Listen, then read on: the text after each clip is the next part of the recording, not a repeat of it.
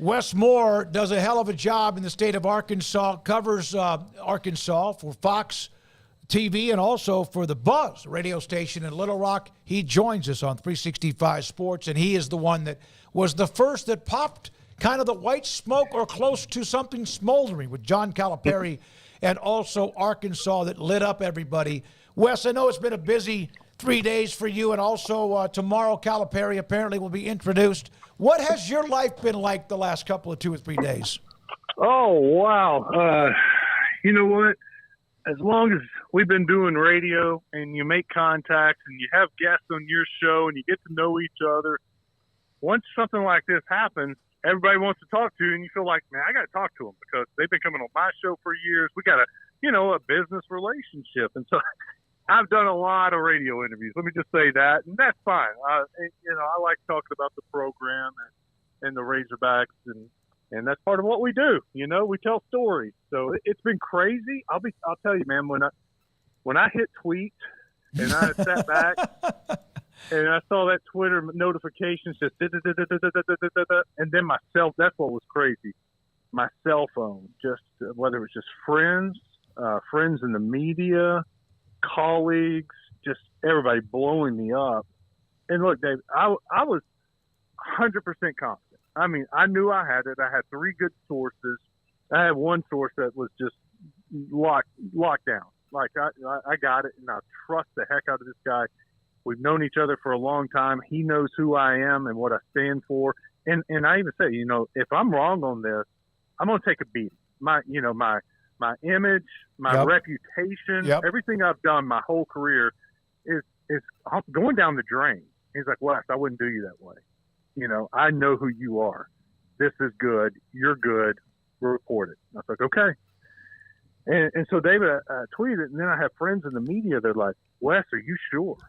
Or, Wes, I hope you have good sources. Or even one that said, Wes, I'm not hearing anything like that. Are you positive? And David, when you get that, you're like, oh no. You start to kind of second guess yourself. And I sat back in my chair in my office and I started going over the hours of work, the people that I talked to in the last conversation I had. And I was like, no, I'm good with this. I am 100% sure I'm fine.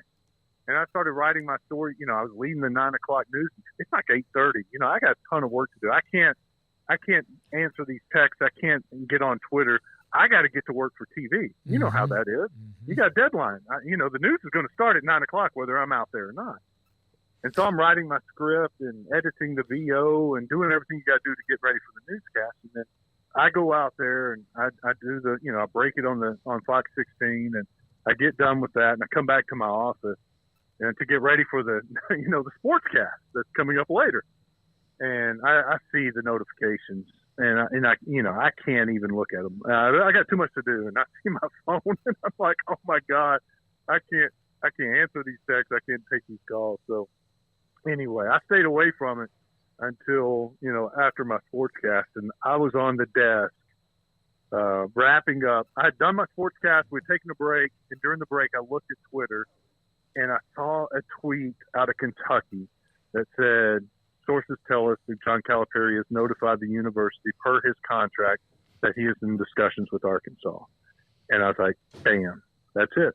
I knew I was right. This is right. And then soon after, that's when your national guys started picking up and tweeting it out and saying that Arkansas is zeroing in and talking with John Calipari. So that was kind of that was gratifying. That was like where you knew, yeah, I was right. I knew I was right. And I stuck by my guns, and everything's okay. Wes, Paul, I wonder from Arkansas's perspective,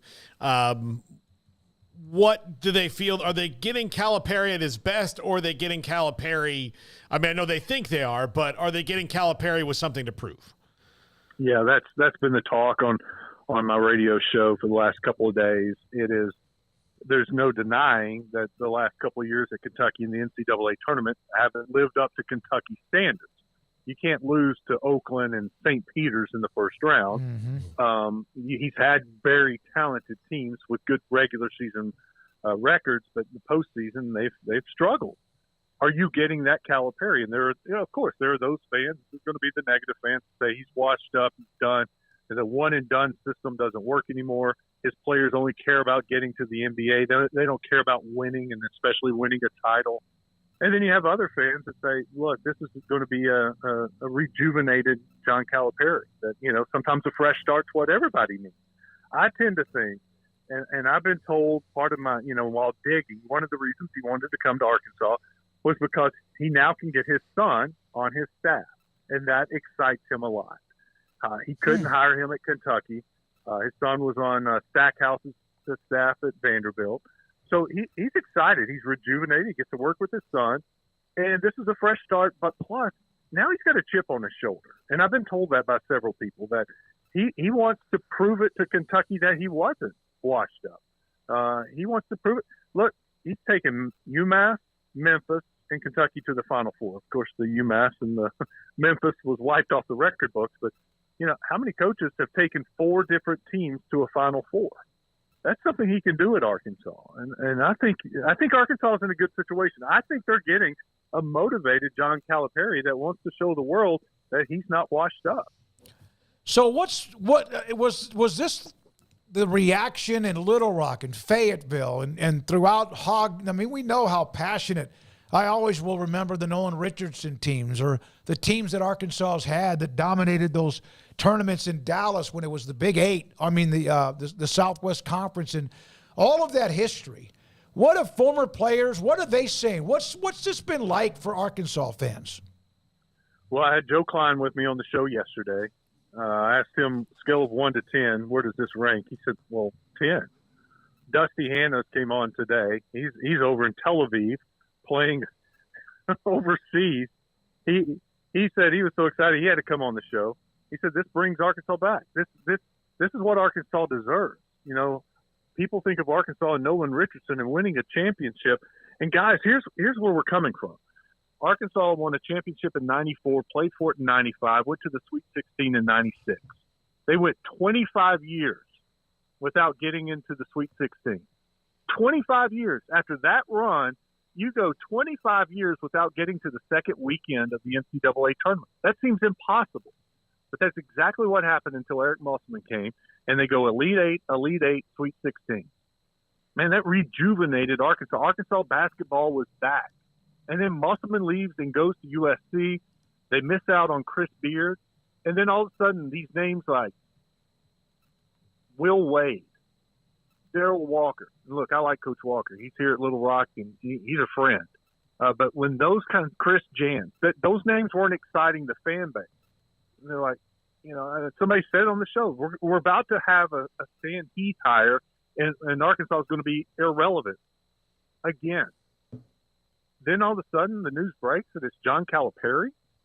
You go from Chris Jans, or there was even talk about for a rumor of the name was floated out there of Kansas State coach Tang. You go from that to John Calipari. That's why you have such an excited fan base. Look, John Calipari excites you. Name a bigger name in basketball as a head coach right now. You can go with Hurley, and that's about it, right? And I don't know if Hurley's bigger. He may be bigger right now because he's gone back to back. John Calipari's got a huge name. But yesterday, the championship game is about to be played, and all they were talking about on ESPN leading up to the game was John Calipari. Mm-hmm. That's how big he is. Arkansas is not going to be irrelevant now. That fear is gone. They know he's going to recruit here. He's going to get great players. They're going to have success. The question is just how much success. How far can he take them in the NCAA tournament? I know this is kind of a left turn, but if they're willing to spend this much on basketball and be successful at that, if I'm Sam Pittman and I'm already nervous, should he be more nervous that they might make this kind of similar move in football after this year? I got that exact same call today. Mm-hmm. No doubt. Less than an hour ago, a guy said, well, if we can do this for basketball, why can't we do it for football? And my response was, and my response to y'all is, just because you got a ton of money doesn't mean you just want to give it away. You got to have a reason. That's to give why it away, they have right? a lot of money. That's exactly. And so John Tyson was motivated to give his money away to the university and to the NIL fund. because of his relationship with John Calipari. They're friends. They've been friends for a while. There are pictures on the internet when Calipari comes and plays Arkansas the night before. He always has dinner with John, and there's a group of them that meet and go out and they take pictures, and people, they've been seen. Their relationship goes back a ways back, and so that's the motivation here. Yeah. Jerry Jones, you would think, hey, Jerry, give Arkansas. You got $10 million laying around. Just give them for a new football coach and for the NIL fund. Why don't you do that?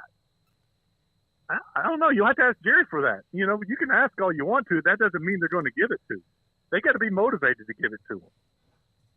Wess Moore, Fox 16 in Little Rock, also the Buzz Radio, does a hell of a job and had this thing back in the early part, I guess it was in the afternoon on Sunday, and the story about what it's been like since that time. So tomorrow they introduce him. What took so long? Was it waiting for him to inform Kentucky? What was the dynamics there? I honestly just think it was the contract. The lawyers looking at it. There was no backing out. There was no second thoughts. This has been a done deal since Sunday night. There's just a lot involved, I think, with the contract, and then with the lawyers going back and forth. And I think Calipari's been working on his time too. I'm sure Arkansas would have loved to have him in. And look, let me throw this in too. You guys probably know this too. It's kind of an unwritten rule. You don't want to upstage the championship game or the Final Four. And so I think that's one of the reasons they didn't announce anything yesterday.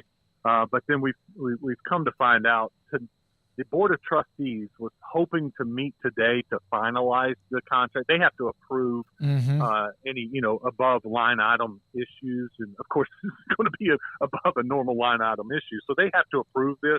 That's a formality. But they couldn't meet today. There was too many conflicts with different board members. And so they're going to meet tomorrow. And so that's part of it too. And the main thing, look, he's been working. I've been told he's been working behind the scenes. He's getting his staff ready. I'm sure he's even been recruiting and talking to different players. And look, if you want to talk to your players, any current players at Kentucky, we're better to be than they're in Kentucky, so you can talk to them face to face. But you also have to it's a big move for him. He's packing up, leaving Kentucky and coming to Arkansas. He's been there for 15 years, so there's a lot of things to settle there too. But I've been told he's been working and getting things done and getting his staff ready. So board's going to approve it tomorrow. He'll fly in tomorrow. They'll have a big press conference tomorrow night at Bud Walton Arena, and it'll all be done. And he can get to work Thursday, because Thursday's the first day you can have recruits on campus again. Because of that dead period due to the Final Four. If he wants to have some portal guys in, he can fly them in on Thursday and visit Bud Walton Arena. Eric Musselman leaves to go to USC. Calipari comes in. Was there a feeling between Eric Musselman and the powers that be that this was maybe kind of like Calipari in Kentucky, just a shorter-term deal, that it's better for both sides if they move on? I mean, because it did kind of take me by surprise that a guy who's had, outside of this year where they weren't as good, but the last few years, a ton of success. After the first Elite Eight run Arkansas had under Musselman, there was, I don't remember now what job came open, and the rumors started floating, and Razorback fans got, paranoid, worried. And, that's when he got his first extension. And I was told by someone who knew Musselman well, he's like, he's not going there. Don't worry about that. The jobs you have to worry about are USC, UCLA, and San Diego State. Those are his dream jobs. He's from, went to school at San Diego State University. His mom's back in California, family back there. He loves the West Coast. Those are his dream jobs. That's the ones you have to worry about. And so, SMU came open. I wasn't, he's not going to. I didn't worry about anything until SMU hired Andy Enfield, and then I was like, oh no, that's not good. And sure enough, this is all about him going home, guys. It wasn't, there was no ill will at Arkansas. They were trying to keep him. I was told they offered a very nice retirement package. All he would have to do is stay here another 5 years. He turned that down. This was about going home. And I get it. I respect it. that's where like I said, that's his dream job. He wants to go back there. That's fine. Arkansas and some fans feel like they've improved and they're going to be just fine now. Wes, last thing, and I know you got other things to do, including the rest of your job, but do you feel like that Calipari might go back to his old school ways and style that he played at UMass or at Memphis or early on at Kentucky, and maybe the 40 minutes of hell that Arkansas was known for in the past? Do you feel like he might revert back to that there? I would think the fan base would love that. They want to win, but they would love that. Yeah. When I think of Kentucky back when he first got there, I think of those long, angular, athletic, yeah. Yes, and they were so hard to score on. And then if you got a good shot and you missed it, they always got the rebound. Or if you got a shot off, they blocked it. And that was missing this year in the last couple of years. Their defense this year was terrible, guys. I mean, that Kentucky-Arkansas game where Arkansas scored like 108 and Kentucky scored 114, something like that. There were times his guys looked so disinterested in defense, it was laughable. Like an Arkansas guy would drive, and the Ole defense, they would just open up and let them go to the basket. It's like, I'm just going to the net so I can get the ball out and we can get down the court. It was bad. There was no effort to play defense. That's got to stop. But Coach Cal knows that. And I saw a good interview afterwards where he said he's having to do some reflecting, and he realizes he may have to change the way he does things, whether it's the one and done, solely one and done, or maybe hitting the portal more, getting some older guys. But I think there's no doubting it. He's a great coach.